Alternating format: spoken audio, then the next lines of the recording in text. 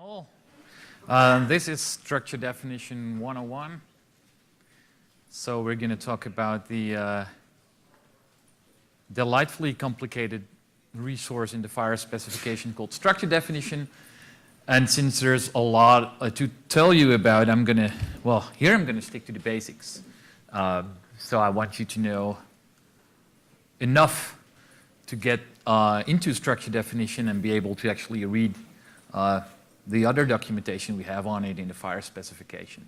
So my name is Ewout Kramer. I work for a company called FHIR from the Netherlands.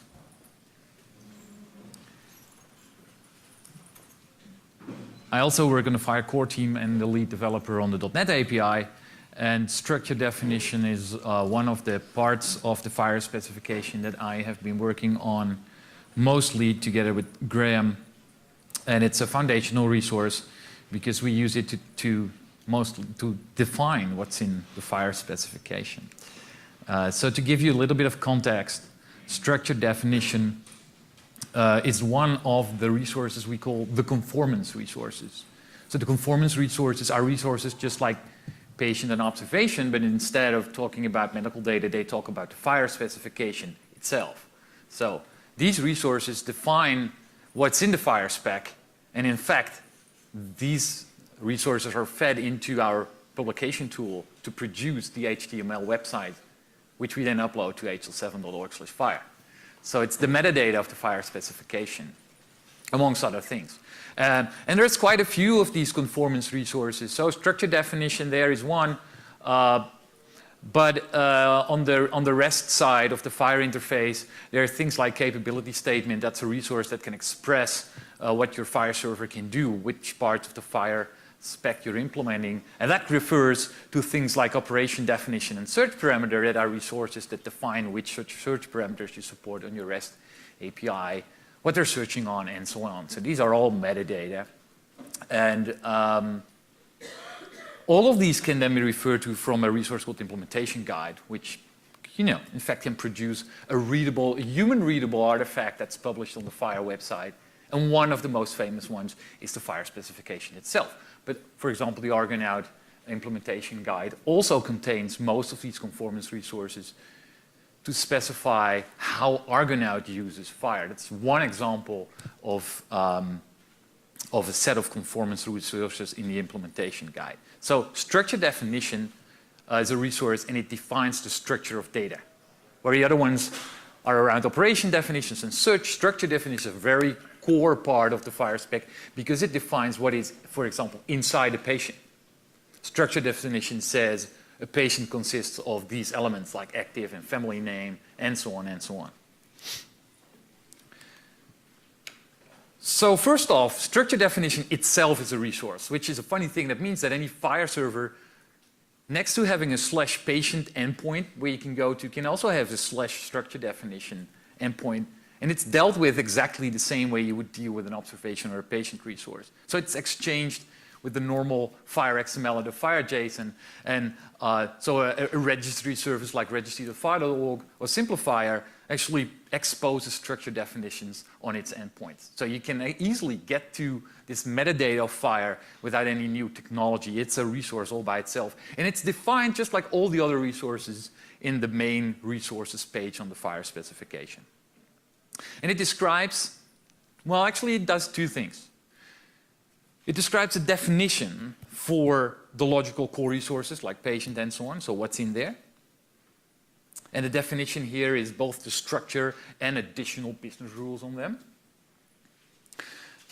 But it also describes constraints on such structure definitions. I won't go too deep in there, but that's what you do in your profiling. There's been a lot of profiling tutorials already here at DevDays. But basically what you do is you take the base FHIR specification and you say, well, we're not using all the features of patient or observation. We're restricting it to a subset because for my use case, we're just using a subset. And Structure Definition is also used to define that subject, that subset. So it's kind of a contract between, the client and the server saying, when you're talking to this endpoint, we're actually using a subset for this use case, a subset of what's in the core spec. And Structure Definition does that as well. So it does two things.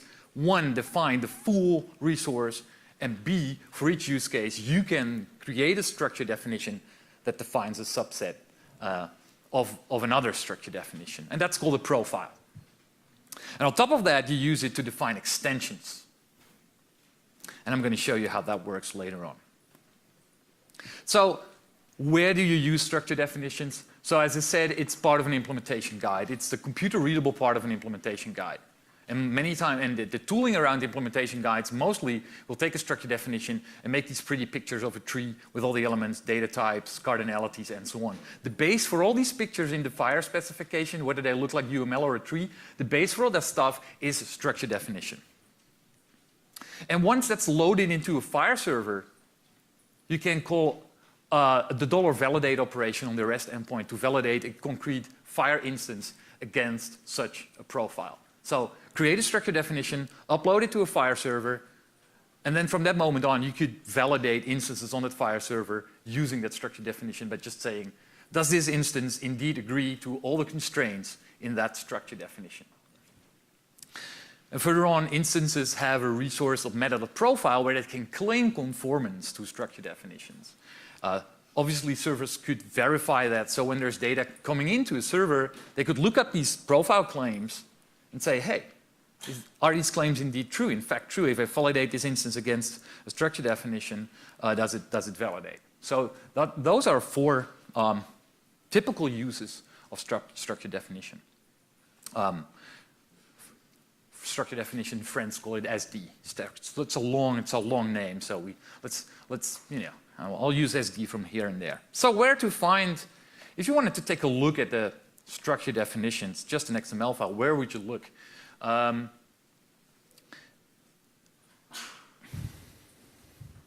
Let's see.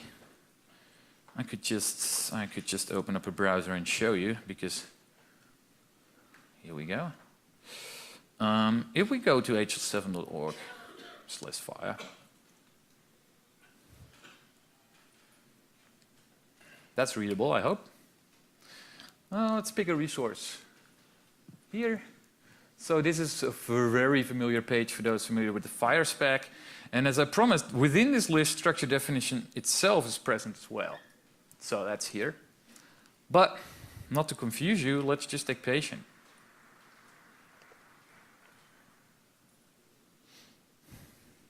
Huh. Slow Wi-Fi? No. Oh well.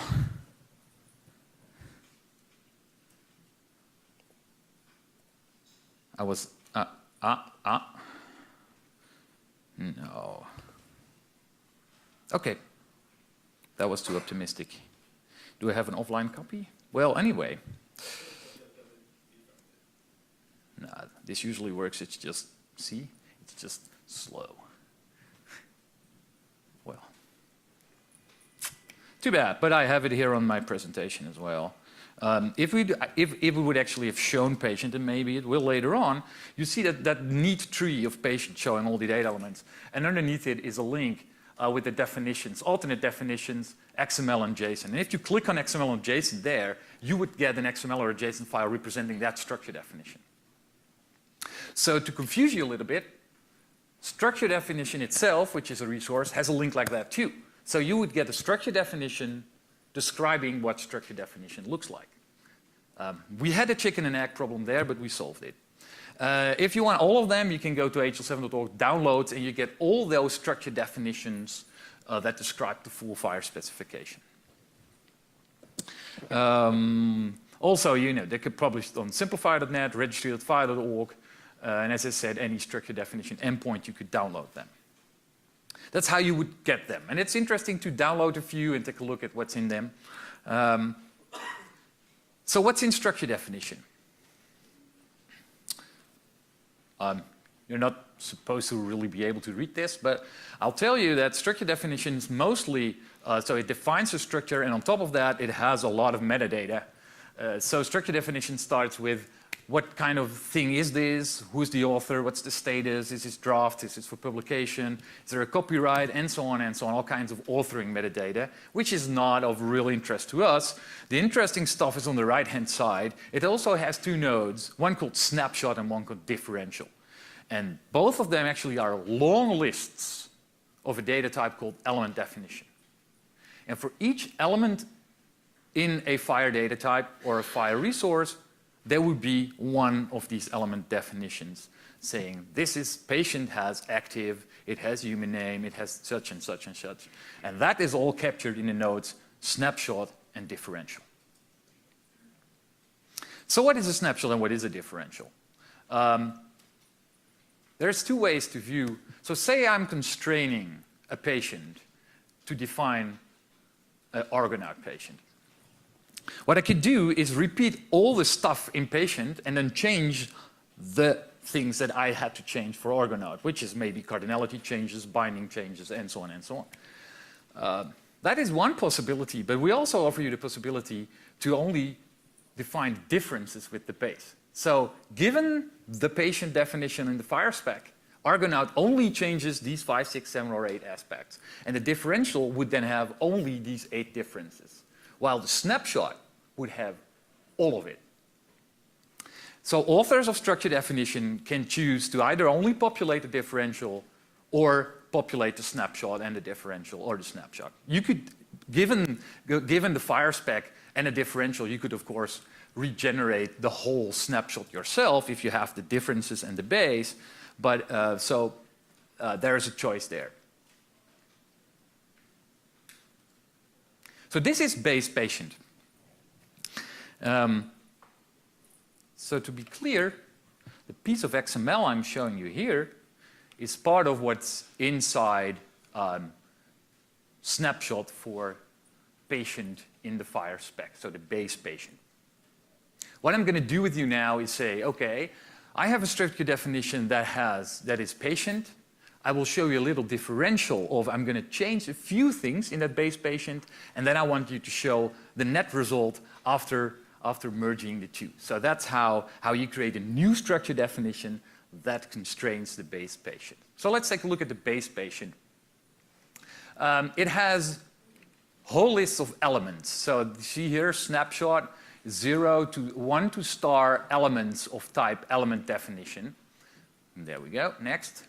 And so here is element, element, element, element, and so on for every single thing that's in patient. Patient.identifier, patient.active, patient.name, and so on. And of course, it defines it element by element. Patient identifier, identified its patient, 0 to star, so it can repeat, and we know the patient identifier field repeats, and it's of type identifier. So look what's happening here. This structure definition for patient actually refers to another type called identifier. The definition of identifier itself, which is one of the data types, is not here inside base patient, because you could just look this up by looking for the structure definition of identifier. And then we have patient.active, and so on and so on. There will be quite a list of these things. So that's base patient structure definition from the FHIR spec. Now let's do a simple new structure definition that constrains this one. I'm going to show you the XML here. You're probably all aware that there are tools like Forge and Trafolia that help you do this in a slightly more user-friendly way. But I'm figuring, since you're following Structure Definition 101 here, we all want to know a little bit deeper what's below those tools. So I'm not going to use any fancy tools here. I'm going to show you the XML to learn what's inside Structure Definition. And once you know this, you probably prefer to use the more user-friendly tools, but at least you know the insides of Structure Definition a little bit. So I am going to define a new structure definition, which is on the screen here. And this structure definition is identified by this URL. Example.org, FHIR structure definition, patient, and it says IK, but it should be EK, my name, my initials. So this is my new structure definition based on, and look, here is an element called base definition, based on HL7.org/FHIR structure definition/patient. That's the normal core patient. These things, by the way, are called canonical URLs, and they uniquely identify worldwide a structure definition. So if you're creating a new structure definition, you'll be making up a completely unique canonical URL. And that's how one structure definition or an implementation guide refers to another structure definition. So there's some metadata here. It's based on FHIR 3. I'm defining a structure definition resource and so on. That's here in the metadata. And I'm constraining patient. Now, instead of a snapshot, which would have never fit here on this slide, the only thing I'm showing you here is the differential, because I'm changing, compared to base, only one thing, and that's patient.identifier.use. So that's the only thing that's in here. It's just the change I am making. So but this structure definition is defining different from the base patient. Patient.identifier.use.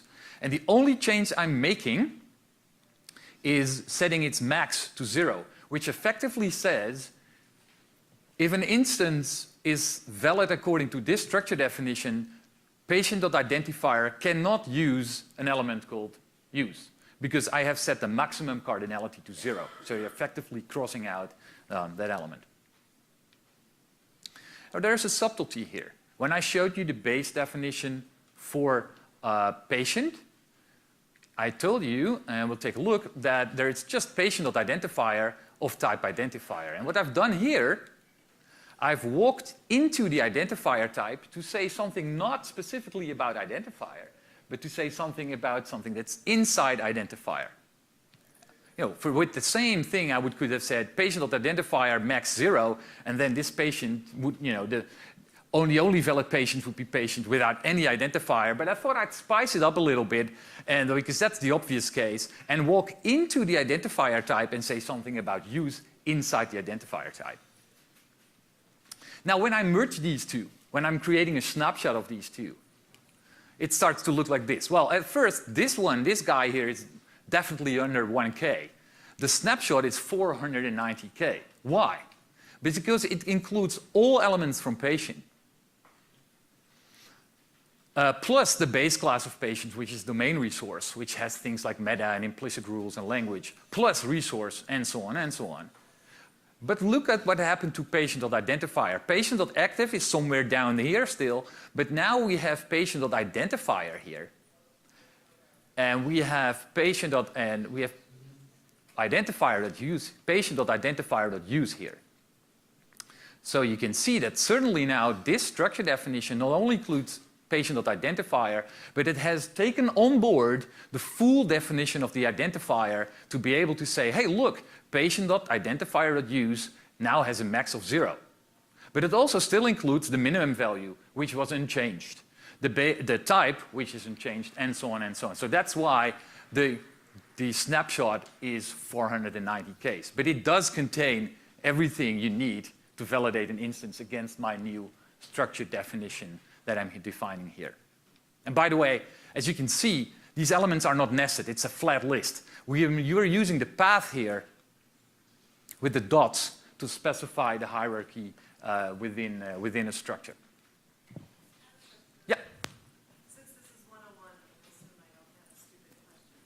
So can I change the identifier complex data type just at the data type level and not have to do it within each? Good question. Yeah, so I'll repeat the question. What I'm doing here is saying I'm using patient as a base, walk in identifier, and change something in identifier. Could I not have changed identifier itself first? That is absolutely possible, and it's a different use case. And there is a very good use case why you would do that. Say that you have your own identifier, say Argonaut identifier or my name identifier, and if I define identifier to say cross out use, and I put that in a separate structure definition, I could reuse that definition wherever I wanted to refer to that kind of identifier. Whereas if I do it this way, this kind of like a one-off. In this patient only, identifier cannot have use. So many times you will do it that way, and then say, by the way, this patient's identifier is constrained by, oh, I didn't put it in here. It's in another structure definition, and that does exactly what you were asking for. You can certainly do that, but both are possible. But if you changed identifiers, it would be for everything Yes. No, well, no, you're not changing the identifier from the base spec. You're creating a new structure definition called my identifier. So, you know, right? Because you can never. But then you have to substitute that in. And then you have to, well, and then you define, let's say, something my patient, and then you'll say my patient uses my identifier. That's how you would normally do that. But once you change it, it's applicable to any request coming in for the validation or validation to this structure. Yeah, so if your server validates any incoming instance against this, then from that moment on, all the instances have to agree with that. But that's not normally done that way because your server accepts all kinds of use cases for patients, so not specifically only one structure definition. This is similar to the, not similar to same as the XSD, and it's just defining XSD. It's absolutely similar to an XSD. Yeah.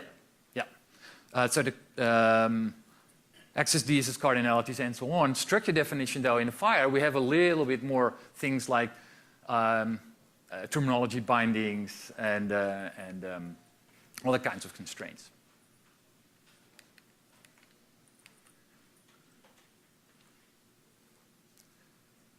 Well, in fact, it's interesting that this next slide shows exactly what would happen if you would create your own identifier. So here what I've done is I have created a differential that actually says, hold on, I am constraining the core patient, so the structure definition might be called, as I said, my patient.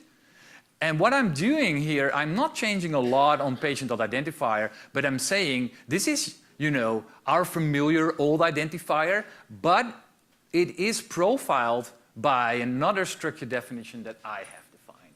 See, so that's exactly how you would do that. First, you go out and author a structure definition called identifier NL in this case, and then in this patient refer to it and then says, look for further constraints inside here. I'm not going to write them out in here.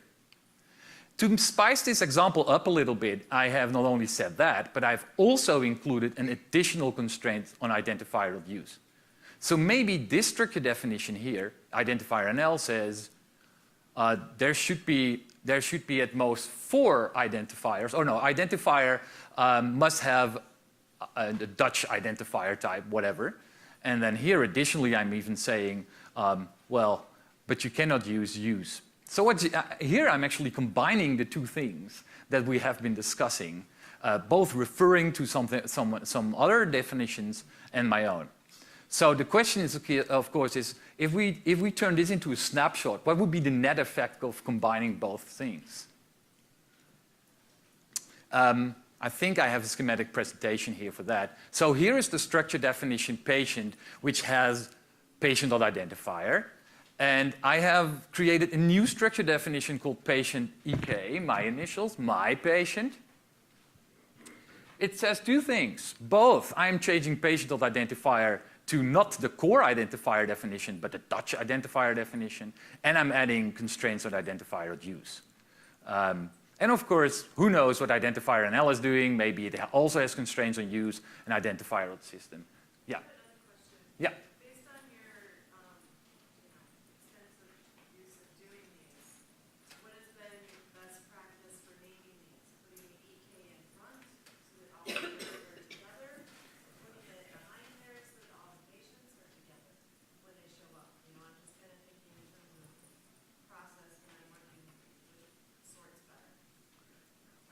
Sorry. Yeah. Yeah, I will. Yeah. So the question is, based on your experience with doing these, what is the naming scheme? What's the the best naming scheme? I think what I've seen most is doing it this way with kind of suffixes. But I can put you into contact with people who have done this for multiple nations to see if they have found things across countries that are similar. So I would be glad to point you to them. Yeah.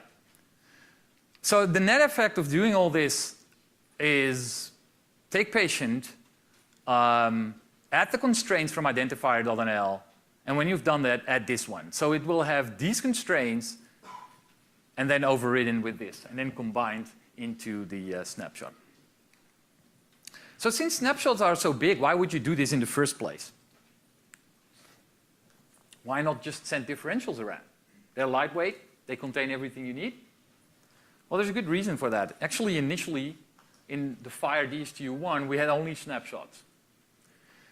And that's because for a human being, it's pretty cool to see only the differences.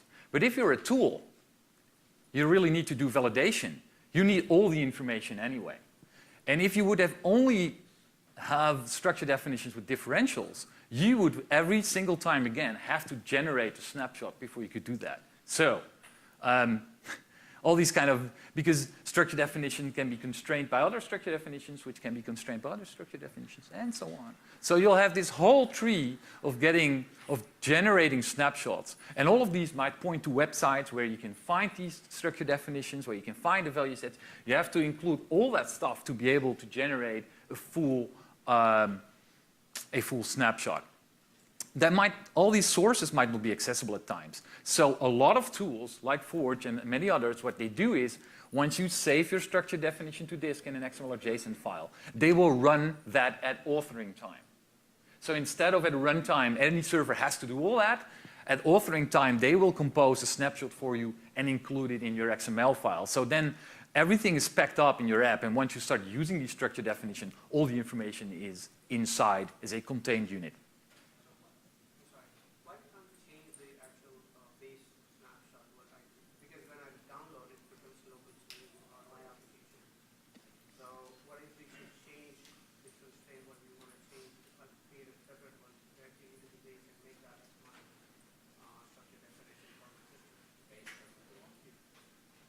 Oh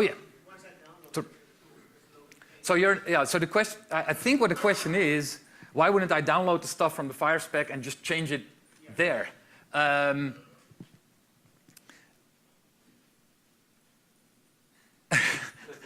Yeah, well, it's not, I mean, you're using the same canonical URL that's supposed to be unique for something that's entirely different, and it's not yours, right?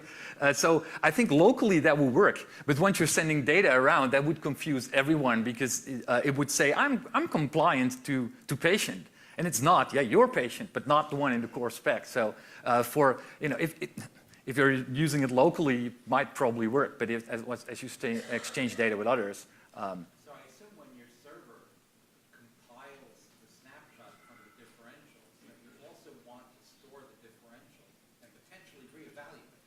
So the question is, when you generate a snapshot, would you keep the differential? And all the tools do that, yeah, because that would allow you to regenerate, as you said, regenerate a snapshot. And in fact, that's what you do quite a lot initially, because we kept on finding bugs in our snapshotting algorithms. And then you're really happy that you still had the differential because you could rerun it without losing the intention of the author, because that's captured in the differential.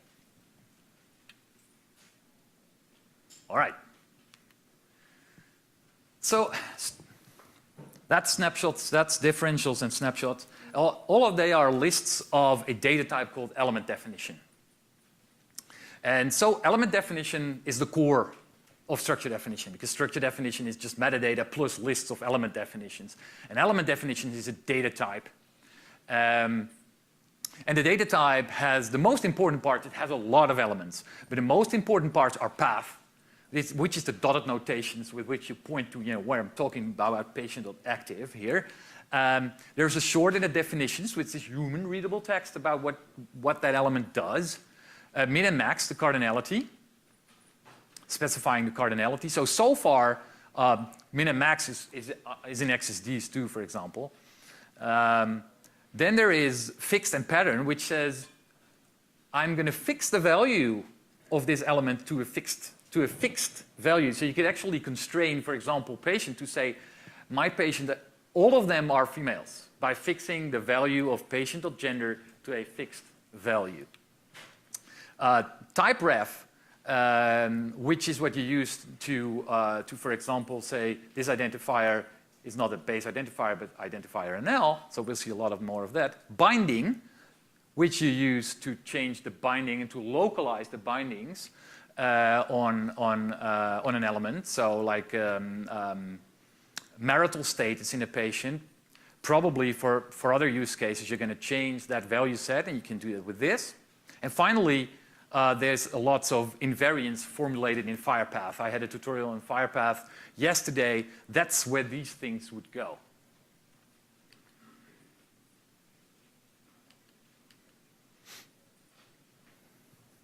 So I'm going to show you a few more details about how, the obvious things like patient.active, you now know what that looks like, and patient.identifier, what that looks like in the structure definitions. There are a few things that are less obvious, and I want to point them out, how they are represented in structure definition. So you all know this is from observation. Observation.value actually has multiple possibilities. Quantity, codable concept, string, and so on, a whole list. So that's one thing that we have, a feature in the FHIR data model. And on the other hand, you have something comparable. That is where you have a data element that references another resource. And that most of the time it looks like this. Reference of type, practitioner, patient, related patient. There is a list of types of resource that it can point to. Both of these things can be restricted in a structure definition. I'm going to show you how you do that. So first off, let's take a look at this. Within element definition, so this is observation.value x, that stuff is stored in the type element. So in the base definition of observation.value, it just lists all the allowed types, quantity, codable concept, string, range, and so on, one-on-one, just as you saw in the definition. Now, if you're saying, well, hold on, but my observation is just about quantities. In your structure definition that you're basing on observation, you could leave out all these ones and just keep quantity. Basically saying, any instance that's valid to my structure definition can only have quantities, because we're talking about, say, blood pressure. So you could also say, a structure definition for blood pressure will most of the time erase all these types and just allow quantity for observation.value. Question? Does the bracket in X, does that have any special meaning, or is that just convention that's called with your own? Yeah. So do these brackets here mean anything? Well, these are just convention. It's kind of like the value, quantity value. You see the place where the name of the type appears in the instance. That's also where the X is. So that's how it came about. And you'll only see this in structure definition in the path. Okay. Just as I showed with patient.identifier, you can now limit observation.value to a subset, as I said. And additionally, you can still do what I said and say, this is not just a quantity, this is a weight quantity. This is not just a ratio, this is a weight ratio, just as I showed with identifier. So you can combine these two things. Looking at these references, that's the other feature that I showed in the red box. Let's take a look at observation.subject. Observation.subject can be a device, a location, a patient, and so on. And this is done by actually repeating the type node in element definition and saying observation.subject is a reference. It's a reference. But there is another element here called target profile that says, what's the profile of the thing I'm pointing to? So here you're not placing any constraints on this thing itself, but you're placing constraints on what observation.subject is referencing to. Basically saying, yeah, you can still reference any kind of base device, any kind of base location, but one of the references for subject, I'm changing it to be not just patient from core, but the Dutch patient as I have defined it. So this is how, once you've defined your structure definition on patient, you could include it here in a reference. I have a question. Sure. Override a reference from just an element. Let's say you're not implementing within your environment certain resources. Yeah. But you want to just reference like the name of the subject because you're not doing devices or anything like that. Okay. Can you change that to just be a string? Maybe? So that's an interesting question. I'll repeat it. So it's your question, if I understand it correctly, is if you're not supporting yet in your system some of these, but you still want to say, well, I don't have the reference, but it's still a device. Look somewhere else. Actually, the FHIR reference type has support for that. And I think, one slide on, I have the definition for reference here. It's a little bit small, but it has reference, identifier, and display. So here in display, you could say, I don't have a reference, but it is a patient called Emily Watson, for example. You could definitely do that. And that brings us to an interesting, actually, you're offering a perfect use case for something that I wanted to show you here in the form of a quiz, is now you know what I've told you so far. What would happen if I would say observation.subject is a reference, and that reference points to a patient NL, but it's also profiled? What does this combination actually mean? We've seen profile saying I want to change identifier to an identifier that's profiled by the structure definition. I've shown you target profile to show if this is a reference. The thing I'm referencing is a patient NL. What does the combination of these two things do? Elliot. That is a reference that has to have a display image and can only point to a Dutch patient. Right. So what Elliot is saying is this target profile here is touching on what I can point to, but this profile here is actually saying something about the actual reference in observation.subject. And so that is, here is a reference data type. With this profile here, you could constrain what's inside the reference data type that you use to specify the reference. And that's quite interesting because that would satisfy your use case. You could, for example, say, well, this is a reference to patient NL, but you know what? The actual reference within reference, we're not using it because we don't have it. And additionally, reference.display, I change it from optional to required because you need to fill the display saying it points to something, but I don't have it. So please specify a string to say what's inside. And you could use this combination to actually enforce that in a structure definition. Now, it doesn't matter. That's why I put this in a quiz. If you don't get this the first time, this is slightly advanced, but it shows you that you can profile both a reference. So this only works for references, right? Target profile is only of interest for reference. Okay. So just to give you a quick summary here of what we've been doing, I have created a structure definition called patient EK with lists of element definitions that points using its element-based definition to patient. So I'm basing this on patient. Inside these element definitions, I have lists of element definitions constraining stuff, and some of them might point to external profiles like weight quantity. So structure definitions that I want to, that for example, constrain identifier or quantity. And it can point to target profiles if I'm constraining a reference and I want to say something about the reference. And finally, element definitions have an element called binding.valueSet that point to another conformance resource that's a value set. That's a summary of all the references of how you compose a structure definition from other structure definitions. And all of these use this canonical URL. That URL that was there on top of my structure definition that needs to be unique, that you need to figure out once you start authoring structure definitions. Because that's how these things refer to each other.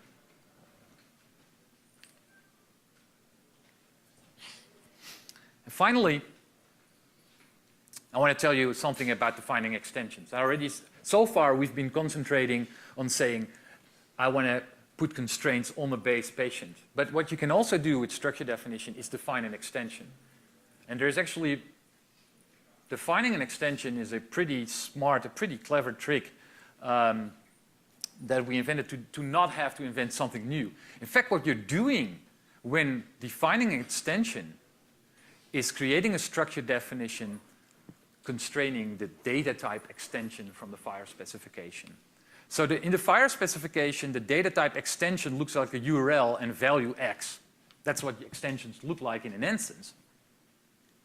And if you want to define an extension, say hair color, what you're doing is saying, here's a structure definition with the canonical URL, something hair color, and then constrain extensions by constraining its URL to a fixed value, that is my canonical URL, and then saying, oh, by the way, value X, hair color, is a codable concept. And that codable concept is bound to such and such a value set. So you define something new, a new extension that only exists in your use case by putting a constraint on the base FHIR data type called extension. So in this case, I have here a differential in the structure definition. So what am I doing? I'm constraining extension.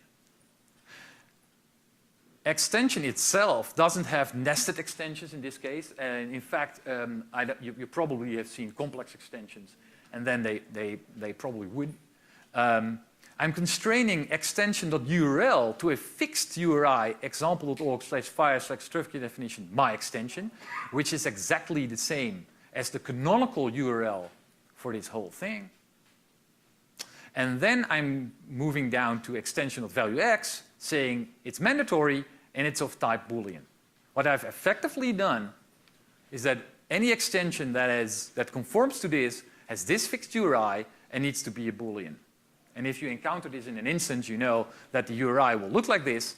And if you want to validate it, this canonical URL would point to this structure definition. So it's quite a clever trick to define extensions without having to invent yet another resource called, not structure definition, but extension definition. Basically, extension definition is a structure definition with constraints on extension.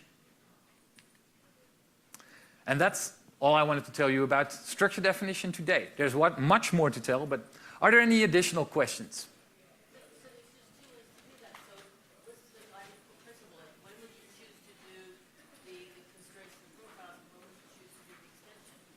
So when would you do, the question is, when would you do a structure definition, a profile on a resource, and when would you do an extension? Well, a structure definition, if you profile a resource, you actually can only limit it. So you can take away stuff. But extensions are things you add to so if patient has, if you're adding stuff, you're creating extensions in FHIR. Profiles only restrict, yes.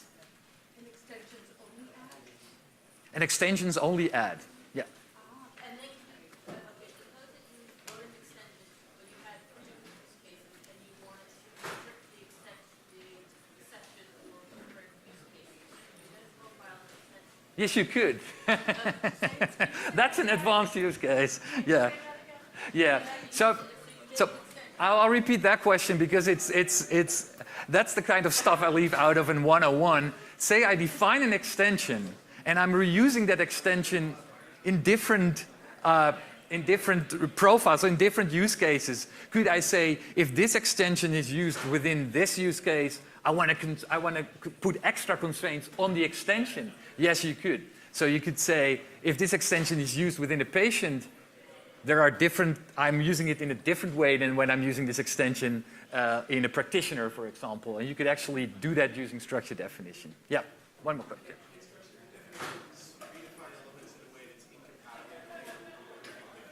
Can structure definitions introduce constraints that make it incompatible with the base? No.